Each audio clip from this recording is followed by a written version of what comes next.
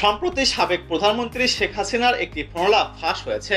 সেখানে শেখ হাসিনা বলেছেন, আমি দেশের খুব কাছেই আছি, যাতে চট করেই ঢুকে যেতে পারি।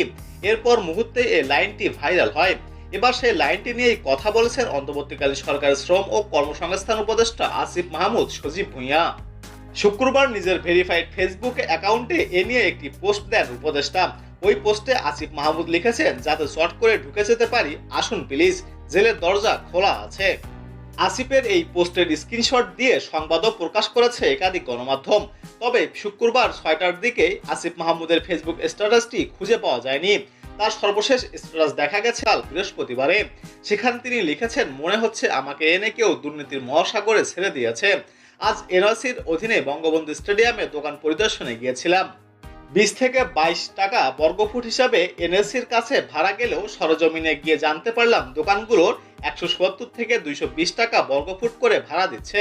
বিশাল অঙ্কের আর্থিক ক্ষতির শিকার হচ্ছে সরকার।